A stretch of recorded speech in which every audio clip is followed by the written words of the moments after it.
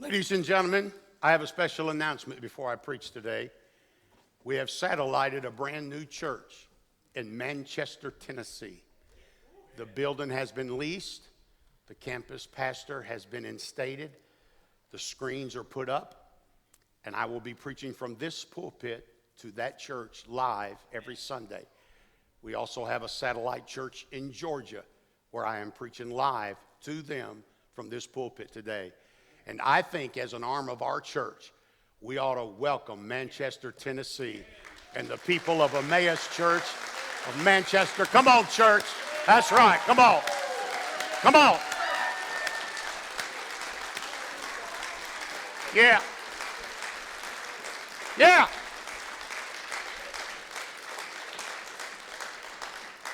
And we're so excited about what God is doing and what he's going to do with Dr.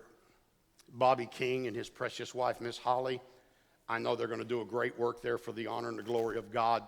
We love you people, and we're excited to be part of your work there in Manchester. And those of you in Georgia, we love you, and we thank you so much for being, having the opportunity to invest in your ministry as well. I'm in the book of Genesis, chapter number 4, and verse number 1. And Adam knew Eve, his wife, and she conceived and bare Cain, and said, I have gotten a man from the Lord.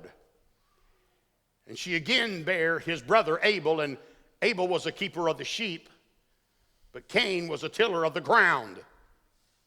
And in the process of time it came to pass that Cain brought of the fruit of the ground an offering unto the Lord. And Abel he also brought of the firstlings of his flock and the fat thereof. And the Lord had respect unto Abel and to his offering. But unto Cain and to his offering he had no respect. And Cain was very wroth, and his countenance fell. And the Lord said unto Cain, Why art thou wroth? And why is thy countenance fallen? If thou dost well, shalt thou not be accepted? And if thou dost not well, sin lieth at the door. And unto thee shall be his desire, and thou shalt rule over him.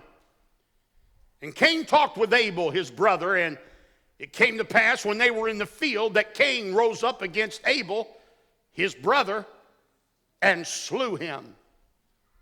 And the Lord said unto Cain, Where is Abel thy brother? And he said, I know not. Am I my brother's keeper? And he said, What hast thou done? The voice of thy brother's blood crieth unto me from the ground. I think you pretty well know the story. These were the two sons of Adam and Eve. And when it was time to bring an offering, Abel brought of his flock, which was a blood offering, which was foreshadowing the coming of Christ. But Cain brought the work of his hands out of the garden. This is the first time God illustrates to us in the Bible that you're not saved by what you do, but you're saved by the sacrifice of something or somebody else. So God rejected Cain. Instead of Cain humbling himself to God, he got offended. He got mad so much that you could tell it on his face. And so he goes to Cain and said, if you'll do well, things will turn around. I'll be good to you. I'll bless you. I'll make you a leader. But if you continue to be mad and mean like this, I will not receive you. I will reject you. Because the only sacrifice that God has ever accepted is that of the blood. And Cain got mad and he met Abel out in the field. Now, I don't know if Cain went to Abel's field or Abel went to Cain's. But somewhere out in the field they met. And Cain's anger was kindled even more than before. And because of jealousy, envy, strife, the Bible said he slew his brother Abel. No doubt left him crawling in his own blood out in the middle of a field and went his way. But after Abel died, God confronted Cain and said this, Where's your brother? And Cain, still being mean and a smart aleck, said, Am I my brother's keeper? And the Lord said unto him, I've got a problem. I know what you've done. Because Abel's blood is crying from the ground. I want to preach on the subject the cry of blood.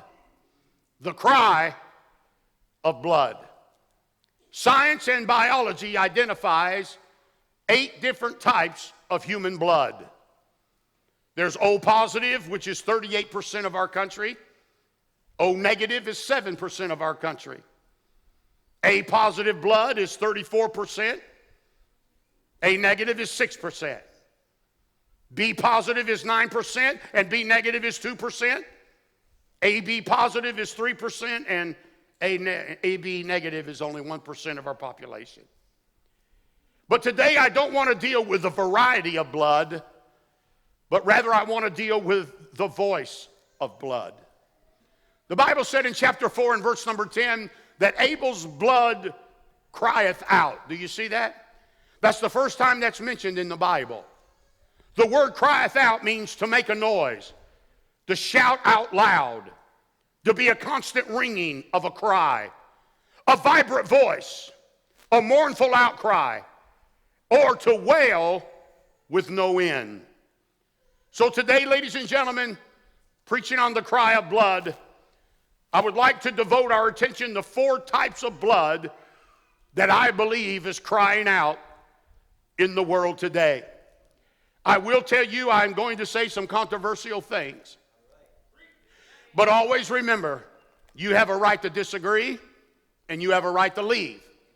But the moment you open your mouth, my security is going to throw you out of here because people didn't come to hear you, they come to hear me today.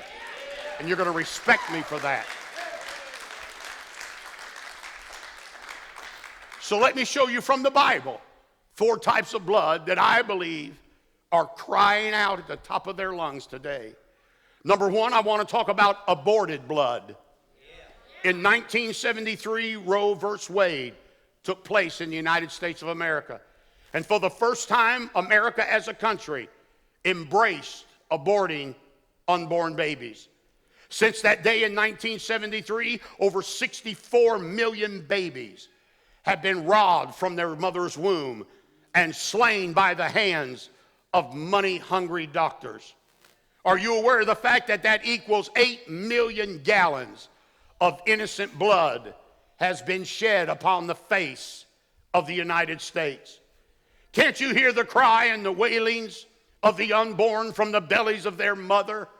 And all they're asking for is a chance to live. Someone said not long ago, the most dangerous place for a child to dwell in America is in their mother's womb.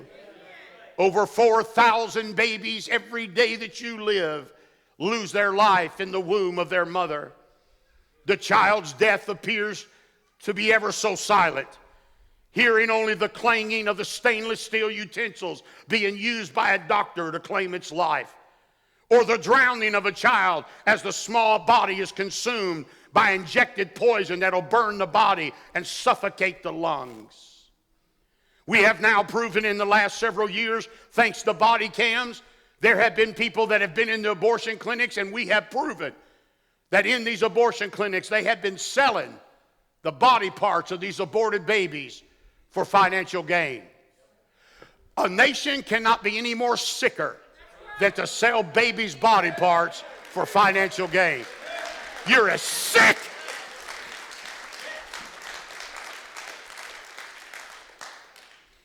As long as there's baby blood in the abortion clinics and there's breath in my body, by the grace of God, the unborn will always have a voice.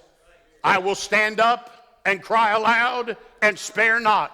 I don't care if you're a Republican or a Democrat or an independent or a Muslim or a moron. If you're for killing babies, you need to get right with God, because you're nothing but a murderer.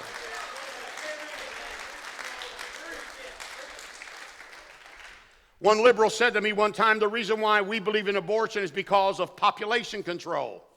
It keeps the population down. He said a stupid answer, so I gave him a stupid one back.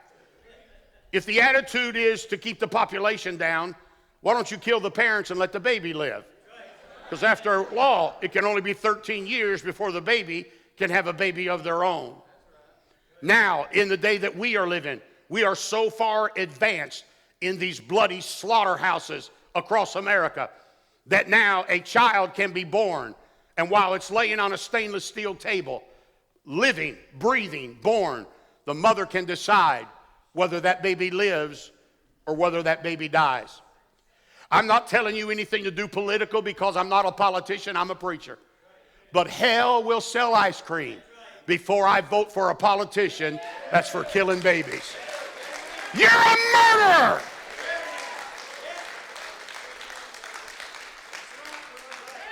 I'm talking about aborted blood. Can you imagine on Judgment Day when these money-hungry thieves stand at the great white throne judgment with the blood of millions of babies dripping from their fingertips? There's no telling how many Einsteins we have killed. There's no telling how many generals we have killed, how many masterminds, how many geniuses we have killed, slaughtering them out of the wombs of their mother. Now let me say to you, if I could please, maybe, I'm sure in a crowd this size, we may have had a mother that at one time made a mistake. I know what they do when you go inside and they counsel you. Life is not something they give you an alternative with. They want you to lose your baby. It keeps money coming in. It keeps revenue coming in. It keeps politics coming in. Now you can shout or pout, but I'm going to preach this anyhow. And for your mothers, I'm sorry that some egg-sucking communist, socialist, liberal talked you into taking the life of your baby. And all I can tell you is that in Jesus there's forgiveness of all sin. You don't have to bow your head. You can't change yesterday, so you need to focus on changing tomorrow. And thank God, get right with God and live for Jesus the rest of your life. That's called aborted blood. Number two, I want to talk about abused blood. You find this here in my text in Genesis chapter number 4. Our text reveals that an innocent death had to take place due to the lack of the self-control of somebody else. No person should be allowed to take their frustrations out on another and cause them bodily harm. These adults that are abusing and beating and killing children should have to go to the electric chair or be hung out in public. This is one justification for the death penalty. I was in Florida some time ago, and they took me by a trailer park. And in that trailer park, just a few weeks before I got there, a little girl that was asleep in her bed, somebody crawled in her bedroom window and lifted her from her secured home. Days went by, and nobody could find the little girl. I was preaching in that town in a revival meeting, and it was on the front page of the news every day. Help us find this beautiful little blonde-haired, blue-eyed girl. And just before I left that town that morning I was leaving, they found her. And she was buried in a shallow grave back behind the trailer out in the woods. And the coroner said when they found her, when he done the autopsy, she had dirt in her lungs. Which means when that pervert molested her and raped her, when he threw her in the hole and buried her, she was still alive. Now I want to say something. Everybody here may get mad, and I don't care. Hell ain't hot enough for a pervert that'll rape a kid and put him in a shallow grave. Hell ain't hot enough for you.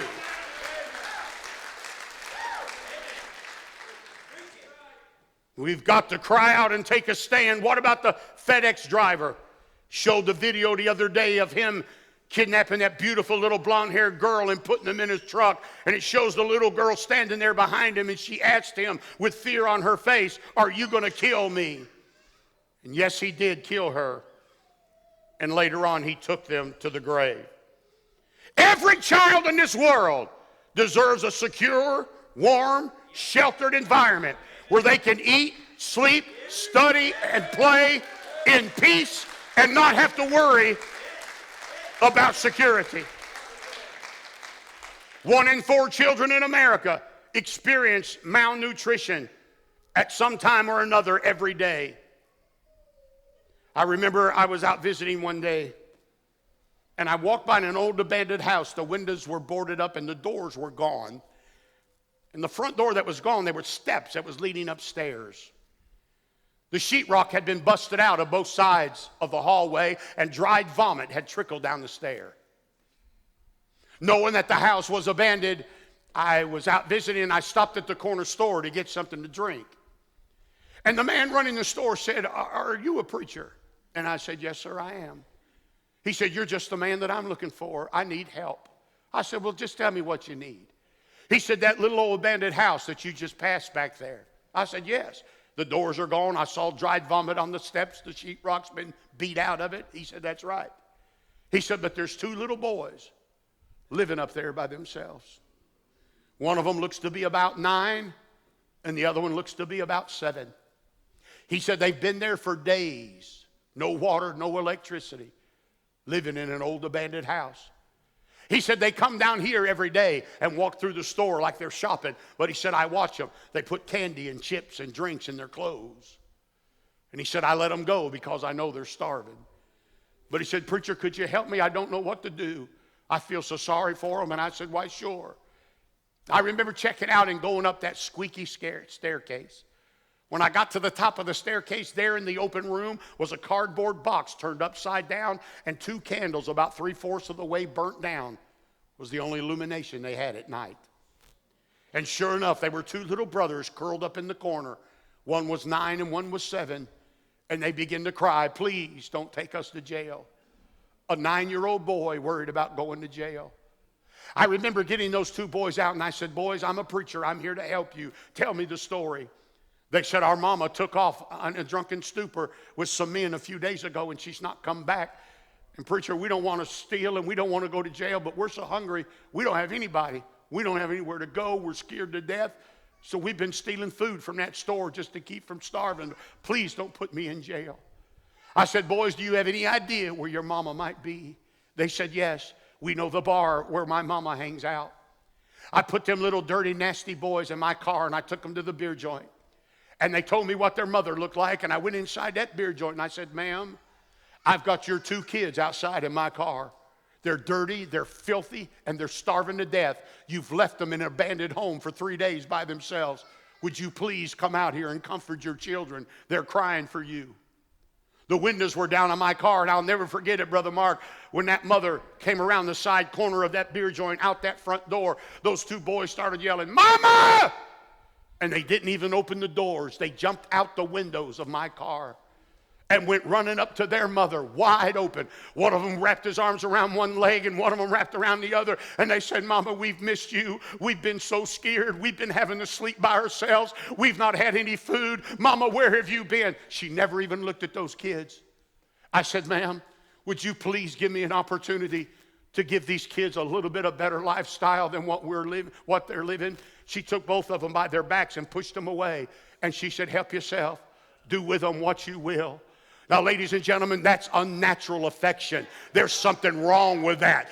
Buzzards have more decency for their young people than that. And that's the kind of world we're living in. But as long as kids are being abused, as long as they're being attacked, as long as they're being beaten, starved, and left, I'm going to preach against it everywhere I go. I'm going to call the cops on them every chance I get. I hate I have to do this, but I have to do it because of the relevance of time. I want everybody in this church to hear me well. If a man ever gets caught touching a kid, or a woman ever gets caught touching a kid, I'll not sleep till your rear end's behind prison for the rest of your life. You're not going to come in here and fool around with somebody's kid. Matter of fact, I'll beat the living devil out of you myself. We got cameras everywhere. We got security everywhere. If there's one place a kid ought to feel welcome and safe, it ought to be in church. And these bunch of perverted preachers that are messing with these little kids, they ought to be in prison the rest of their life. Never let them out. Never let them out. These bunch of homegrown faggot preachers taking pictures of themselves and sending them to little kids, fondling little boys and girls. And I'll say it again, hell ain't hot enough for that crowd.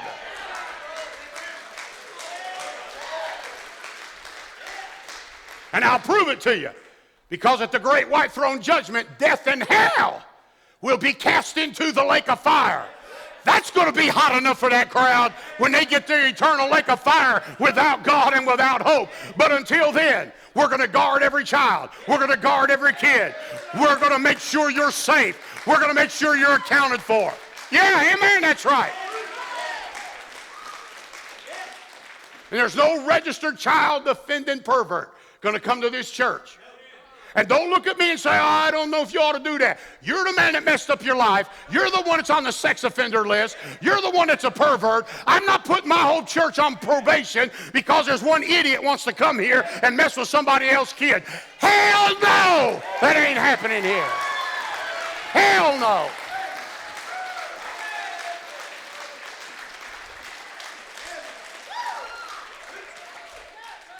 It's ungodly the way these kids are being raised.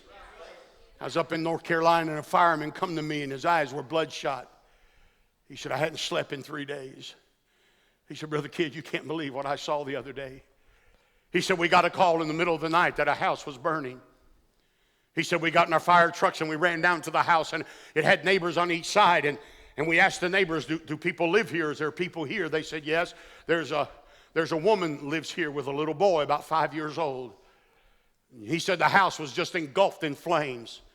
Several of us put oxygen tanks on and got everything, and they're squirting water everywhere, and we're trying to find out if anybody's in the house. He said the smoke's everywhere, and I got a light on, and I'm trying to find. I can't find anybody. I'm going from room to room.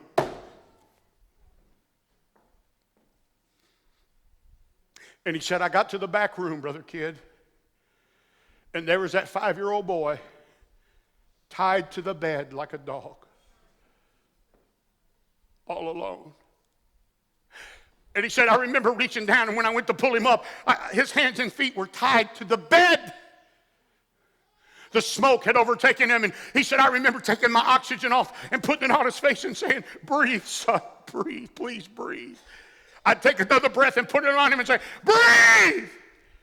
He said, I took out one of my utensils and I cut all the ropes. I took that 5-year-old boy, that breathless boy, ran outside from the smoke, and I laid him in the middle of the road. He said, it's about 1 o'clock in the morning now, and I got my oxygen mask, and they're working on his chest, and I'm saying, please, son, don't leave me like this. Breathe. I want you to breathe. And he said, from out of nowhere,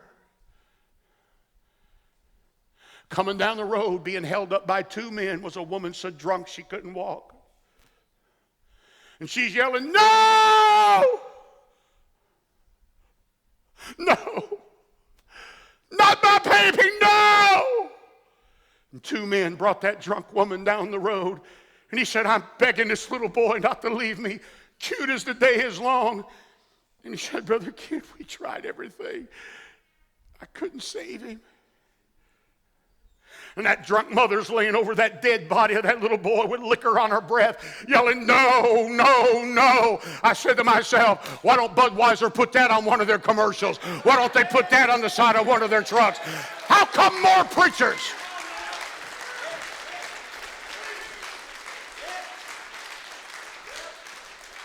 How come more preachers aren't preaching against the liquor crowd? I'll tell you why. They're pot-bellied pig deacons are a bunch of wine bibbers and a bunch of beer suckers, and these compromising preachers are scared to death to preach against sin.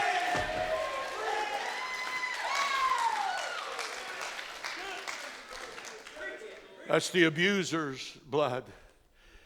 Number 3, I want to talk about the American blood. The joys of freedom that we enjoy daily is because of the sacrifice of men and women's limbs and lives. They are what I call a true American hero. Those that fought in wars and come home were not treated right, even though they were obeying commands and did what they were supposed to do. But I say to every living veteran in the United States today, welcome home. Job well done. Thank you for preserving our freedom in the United States. Over 1.5 million men and women have died on the battlefield, not including the untold thousands that have been wounded and came home with missing limbs, or the thousands that are still missing in action. Our citizenship, our Constitution, and our Bill of Rights, as well as our freedom of speech, are the right to own and bear arms. And that should never, ever be a subject of debate by any politician to try to disarm us and try to shut our mouths. Because long before I had a Constitution, this world had a Bible. Now, I'm going to tell you what the Bible said, whether there's a constitution or not. But I got a right to preach this book without the fear of the government coming in and causing problems in this house of God. There shall no law be passed against the church of the living God, and somebody ought to say amen to that. Any politician or government party that dares to question those national rights has zero right to be a spokesman in any part of this country. These bunch of liberal socialists without a heart of America, they're nothing but a bunch of two-faced, deceiving liars. But I refuse to let some soft-spoken, draft-dodging, tree-hugging, God-hating, reprobate mind, anti-American, cold-hearted, loud-mouthed, humanistic, cross-gender, transgender, no-gender generation sell this country out to a bunch of loose-lipped nobodies that wants to kill our baby.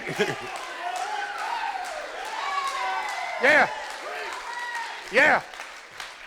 It's a funny thing to me, they have no problem killing our babies, but they want to preserve a bunch of hoot owls, woodpeckers, and whales. Somebody told me the other day, he said, it's Earth Day. Do you celebrate it? I said, I sure do. I burn 2 tires and set off 3 cans of Freon. That's what I do every Earth Day. These bunch of twig-hugging idiots, they care nothing about life in America. Yes, and I still stand during the national anthem, and I'll always put my hand over my heart. It's called respect. It's called dignity.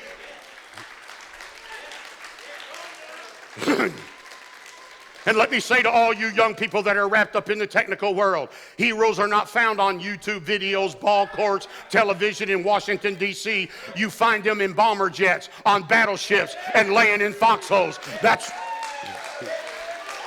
the real heroes.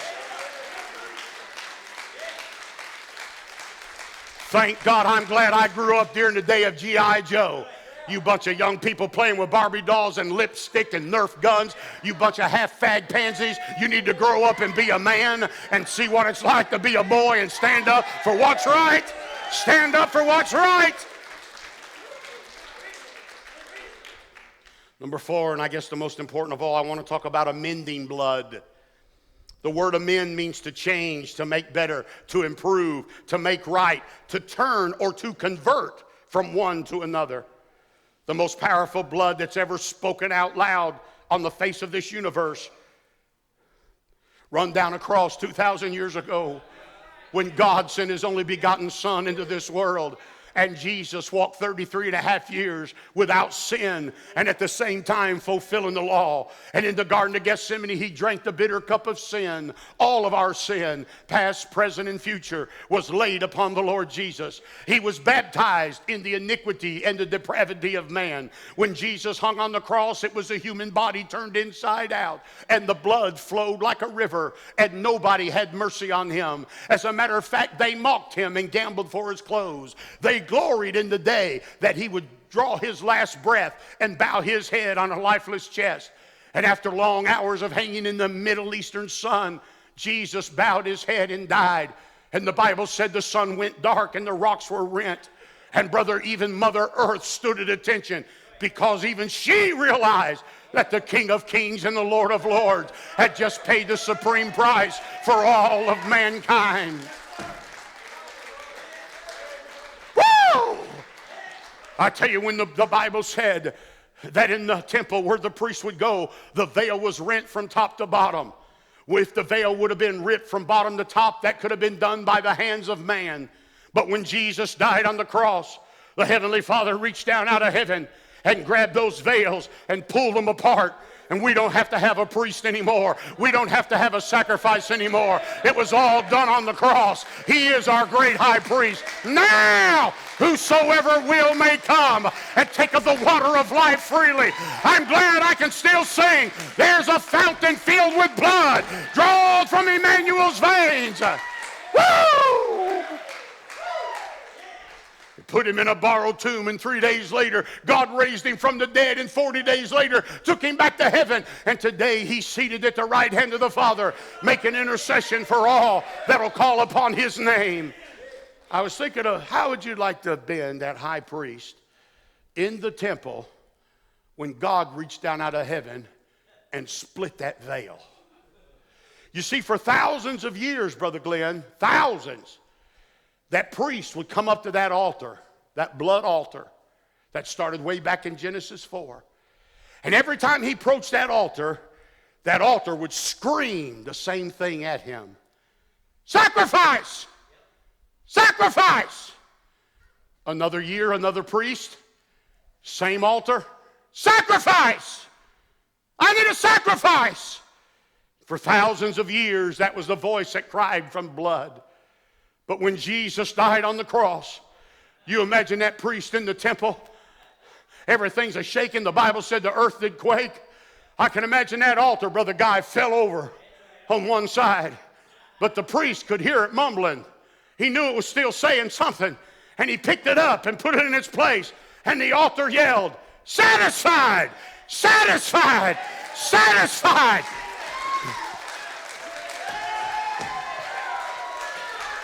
Thank God in the Lamb. There is no more sacrifice. Jesus paid it all. His blood paid it all. Somebody ought to give him some praise in the house of God today. Woo!